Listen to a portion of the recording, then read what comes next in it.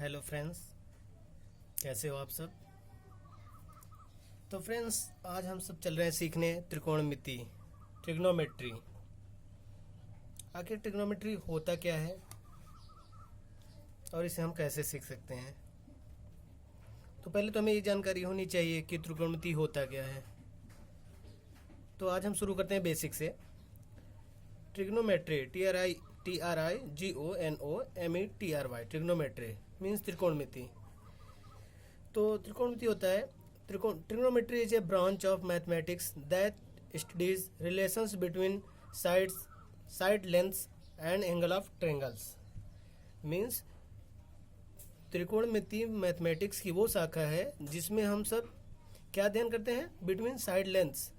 Means sides की जो lengths होती हैं, height etcetera, and angles of triangle, मतलब जो हमारे कोण होते हैं, जो ट्रायंगल होते हैं, उनके एंगल्स हम मेजरमेंट करते हैं। देन बेसिक, इसका बेसिक क्या है कि त्रिकोणमिति आखिर बना कहाँ से है। तो जो त्रिकोणमिति है वो ग्रीक के तीन वर्ड से मिलके बना है। पहला तीन शब्द जैसे ट्री, ट्री मीन्स तीन, गोना, GONA, गोना मीन्स भुजा, मेट्रोन मीन्स तो माप करना, मतलब तीन भुजाओं वाली आकृति की माप करना। त्रिकोणमिति में हम तीन भुजाओं वाली लंबाई, चौड़ाई, फिर ऊंचाई मीन्स तीन आकृति वाली भुजाओं की माप करते हैं। इसका यूज क्या है, अगर हम इसका यूज देखें, इसका उपयोग कहाँ कहाँ हो सकता है, तो इसके उपयोग तो बहुत ज़्यादा हैं। और अगर हम देखें तो जैसे त्रिकोणमिति की सहायता से हम किसी भी आकृति की ऊंचाई ज्ञात कर सकते हैं और इससे हम बहुत कुछ ज्ञात कर सकते हैं। जैसे एग्जाम्पल, किसी बहुत बड़े पेड़ की ऊंचाई, समुद्र में किसी पोल की ऊंचाई, आकाश में उड़ते जहाज की ऊंचाई भी हम इसे नाप सकते हैं। अब बात आती है, ये तो हम कर सकते हैं, ये तो हमें पता चल गया, लेकिन हम कैसे कर सकते हैं। इसके लिए हमें चार चीज़ों की जानकारी होना चाहिए, और जो कि हम पहले पढ़ चुके होंगे, या तो फिर मैं बता भी देता हूँ वो चीज़ें क्या। जैसे त्रिभुज, पहला होता है त्रिभुज। त्रिभुज के लिए, त्रिभुज होता क्या है, त्रिभुज तीन भुजाओं से घिरी हुई आकृति को हम त्रिभुज कहते हैं। जैसे कि ये ABC मीन्स ये हो गया ABC, ये हो गया त्रिभुज। दूसरा समकोण त्रिभुज। अब बात आती है समकोण त्रिभुज क्या होता है।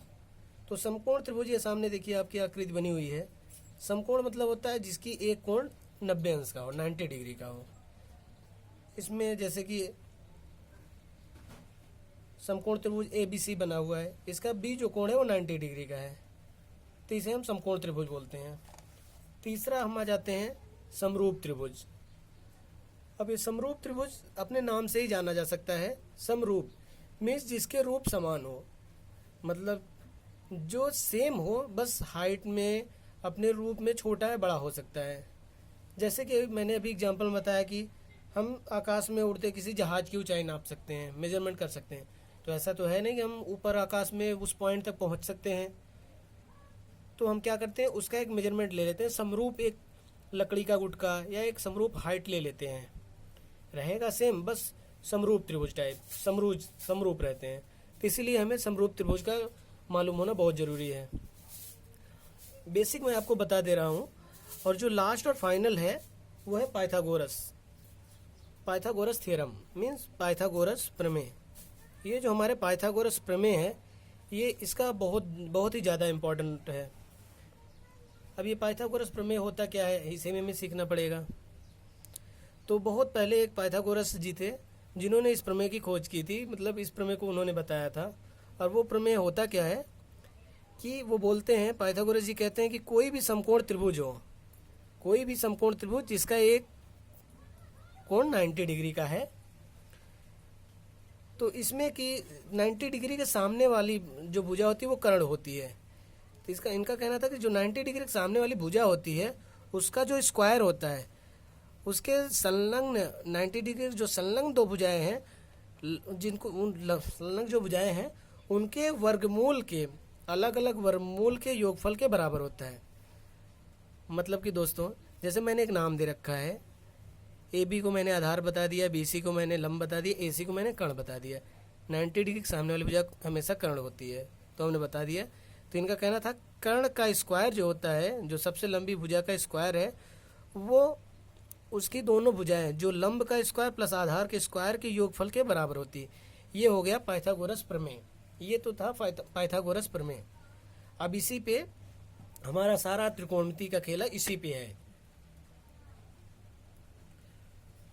तो अभी मैंने आपको पाइथागोरस थ्योरम भी बता दिया। एक बार आप फिर से देख लीजिए क्या है ट्रिग्नोमेट्री, होता क्या है ट्रिग्नोमेट्री। मैंने क्या बताया कि एक मैथमेटिक्स की वो शाखा है जिसके द्वारा हम क्या करते हैं, जो साइड लेंथ होती है, कोई मान लीजिए अगर ट्रायंगल है उसकी जो साइड की लेंथ है उसकी जानकारी हम ले सकते हैं, या फिर उसके एंगल्स को भी माप सकते हैं, एंगल्स का मेजरमेंट कर सकते हैं, एंगल का, किसी ट्रायंगल के एंगल का। बेसिक क्या था, ये ग्रीक के किन अक्षरों से बना है, ट्री मीन्स 3, गोना मीन्स भुजा, मेट्रॉन में माप करना, मतलब 3 भुजाओं वाली आकृति का माप करना। यूज तो आपको पता ही है कि हम क्या क्या कर सकते हैं। और हाँ, अभी मैंने जो बताया आपको कि बड़े पेड़ क्यों चाहिए, मीन्स बहुत बार ऐसा होता है ना कि हमें अचानक बोल दिया था जो बस रियल लाइफ में यूजेज है कि बहुत बड़ा पेड़ है, लोग कहते हैं ना इसकी हाइट क्या हो सकती है, तो इसकी हाइट हम मेजरमेंट कर सकते हैं एक समरूप त्रिभुज के साथ में। जैसे ये समरूप मैंने बताया, इसी की तरह हम इसका एक लकड़ी गुट का टाइप ले लेंगे, मान लेंगे कोई हाइट। मैं आगे आपको इन सब की सारी विस्तृत आगे वीडियो में अच्छे से बताऊंगा। ये त्रिभुज मैंने बता दिया, इसके मतलब ये पता होना चाहिए बेसिक में, त्रिभुज, समकोण त्रिभुज, ये तो पता चल गया होगा आप लोगों को। पाइथागोरस थ्योरम एक बार और देख लीजिए। नॉर्मल इसका क्या है, अगर ऐसी एक समकोण त्रिभुज हो, आपको ये तो पता चल गया कर्ण क्या होता है, लंब क्या होता है, आधार। तो इसका मतलब ये होता है पाइथागोरस थ्योरम कि कर्ण का स्क्वायर उसके दोनों भुजाओं के लंब तथा आधार के वर्गमूल के योगफल के बराबर होता है। ये होता है पाइथागोरस थ्योरम। दोस्तों, अगर मेरी ये वीडियो आप लोगों को अच्छी लगी हो और समझ में भी आई हो तो प्लीज़ शेयर और सब्सक्राइब ज़रूर कर दीजिएगा। Thank you.